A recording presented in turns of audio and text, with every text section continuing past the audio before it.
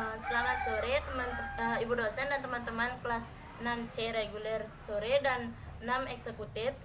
Sebelumnya kami dari kelompok 4 akan mempresentasikan terkait dengan materi embeddedness dan ekonomi sebagai proses yang bersifat institusi. Nah, sebelum kami mulai memasuki pada materi kami, sebelumnya kami minta maaf karena pada presentasi kami kali ini kami tidak dapat mempresentasikan materi kami secara langsung dengan ibu dosen dan teman-teman karena terkait adanya aturan dari pemerintah tentang social distancing. Pemerintah menerapkan social distancing karena adanya kasus wabah COVID-19. Nah, sebelum kami mulai memasuki materi, izinkan kami memperkenalkan diri terlebih dahulu. Yang pertama saya Leyulia Astiti, NIM 128. Saya Loma Susilawati, NIM 142. Saya Nika Deni Astuti, NIM 139.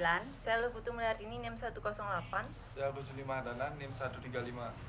Baik, materi pertama akan disampaikan oleh teman saya Luputu Mulyardini.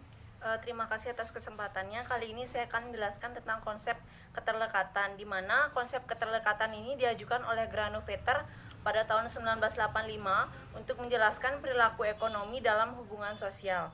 Nah, di mana konsep keterlekatan merupakan tindakan ekonomi yang disituasikan secara sosial dan melekat dalam jaringan sosial personal yang sedang berlangsung di antara para aktor. Adapun yang dimaksud dengan jaringan hubungan sosial adalah sebagai suatu rangkaian hubungan yang teratur atau hubungan sosial yang sama di antara individu-individu atau kelompok-kelompok.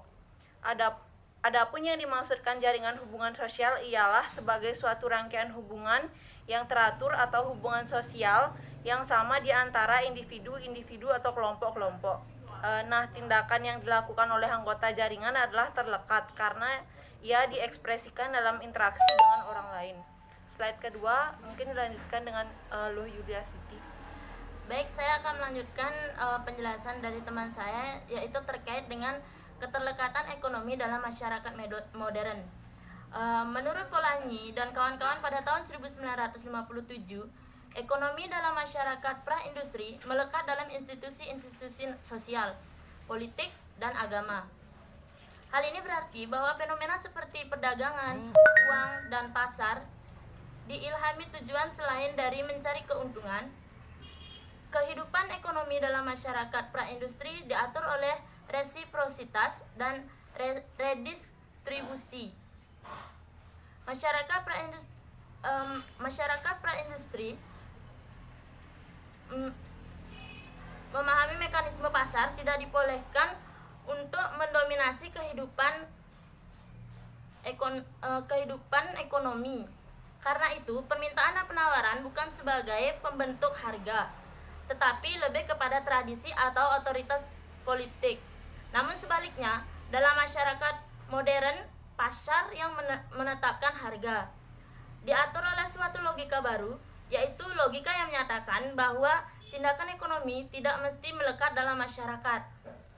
Dalam membahas keterlekatan ekonomi dalam masyarakat, Polanyi mengajukan 3 proses, yaitu resiprositas, redistribusi, dan pertukaran, di mana resiprositas menunjuk pada gerakan di antara kelompok simetris yang saling berhubungan. Itu terjadi apabila hubungan timbal balik antara individu-individu sering dilakukan. Misalnya, dalam masyarakat terdapat tuntutan adat tentang resiprositas, yaitu kabar baik dihimbaukan, kabar jelek dihimbaukan. Maksudnya, jika ada berita yang menggembirakan seperti memanen padi, maka petani pemilik sawah harus memberitahu kepada kerabat-kerabatnya tentang waktu dan tempat memanen padi sebelumnya, jika dia ingin dibantu dalam memanen padi. Sebaliknya, kerabat-kerabatnya juga melakukan hal yang sama kepadanya apabila mereka akan memanen padi di sawah. Redistribusi merupakan gerakan apropriasi yang bergerak ke arah pusat, kemudian dari pusat didistribusikan kembali. Hal ini terjadi karena adanya komunitas politik yang terpusat. Misalnya, pada kerajaan-kerajaan Jawa tradisional, raja mempunyai hak untuk mengumpulkan pajak dari rakyatnya. Sebaliknya, rakyat akan mendapat perlindungan keamanan maupun berkah dari pusat raja. Kemudian dalam pasar dilakukan aktivitas perdagangan dengan menggunakan uang sebagai alat pertukaran dan mekanisme pasar ditentukan oleh pasar melalui permintaan dan penawaran. Keterlekatan yang terjadi dalam masyarakat praindustri dan ketidakketerlekatan yang muncul pada masyarakat industri, redistribusi ekonomi melekat dalam komunitas politik yang terpusat. Pasar ekonomi tidak melekat pada komunitas melalui institusi-institusi seperti pasar dan hak milik pribadi. Ekonomi dan pemerintah resiprositas ekonomi melekat dalam proses pengaturan suku yang termaktub dalam adat. Redistribusi ekonomi melekat dalam aparat politik negara yang terpusat dan kerajaan yang terbentuk melakukan kontrol geopolitik. Kemudian pada penerapan konsep keterlekatan dalam perilaku ekonomi telah melekat konsep kepercayaan atau trust. Pendekatan atau teratominasi yang berakar dari pendekatan ekonomi neoklasik, yakni bahwa kepercayaan merupakan institusi sosial yang berakar dari hasil evolusi kekuatan-kekuatan politik, sosial, sejarah, hukum, dan dipandang sebagai solusi yang efisien terhadap fenomena ekonomi tertentu. Pendekatan aktor yang lebih tersosialisasi memandang bahwa kepercayaan merupakan moralitas umum dalam perilaku ekonomi. Nah, oleh karena itu, semua tindakan aktor haruslah merujuk tunduk dan patuh secara otomatis terhadap moralitas tersebut. Dalam hal ini menjunjung tinggi nilai-nilai kepercayaan. Pendekatan sosiologi ekonomi baru atau juga sering disebut pendekatan keterlekatan mengajukan pandangan yang lebih dinamis, yaitu bahwa kepercayaan tidak muncul dengan seketika, tetapi terbit dari proses hubungan antar pribadi dari aktor-aktor yang sudah lama dalam perilaku ekonomi secara bersama. Kemudian materi selanjutnya akan dijelaskan oleh teman saya.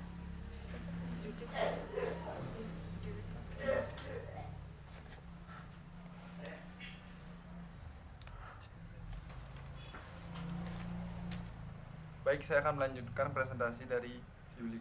Ekonomi sebagai proses yang bersifat institusi. Menurut Williamson tahun 2000 merinci institusi sebagai aturan main ke dalam 4 tingkatan institusi berdasarkan analisis sosial.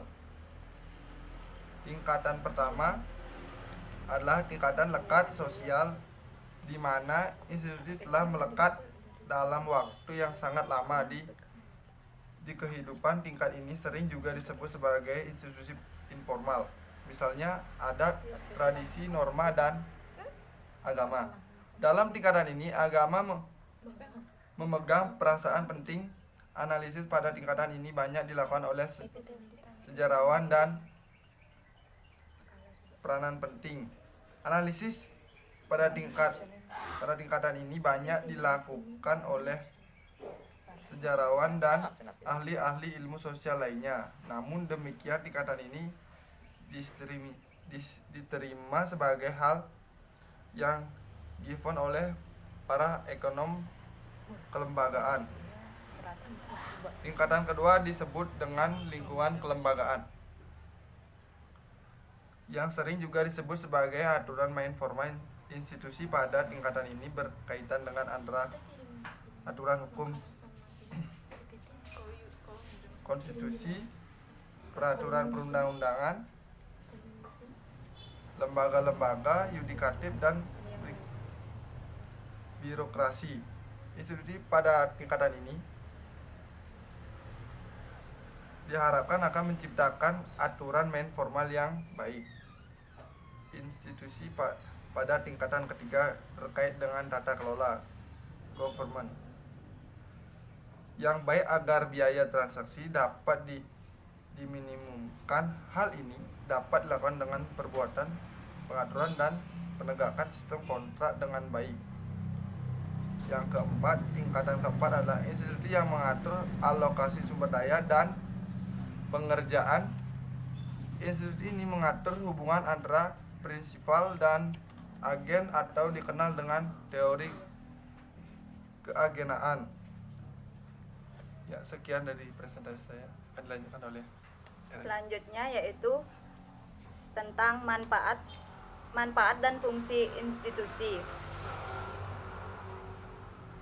Menurut Rodrik dan Subramaniam 2003 ada 4 fungsi institusi dalam kaitannya untuk mendukung kinerja perekonomian.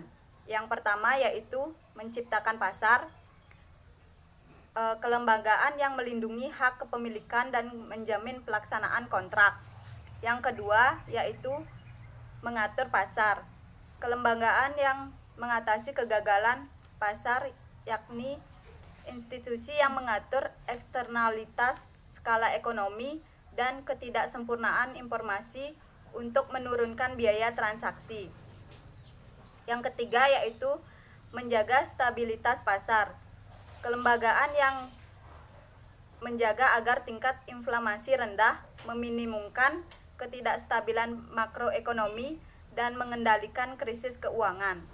Yang keempat yaitu melegitimasi pasar, kelembagaan yang memberikan perlindungan sosial dan asuransi termasuk mengatur redistribusi dan mengelola konflik. Dan selanjutnya akan dilanjutkan oleh teman saya. Yang terakhir yaitu materi mengenai keterlekatan versi ekonomi institusi baru.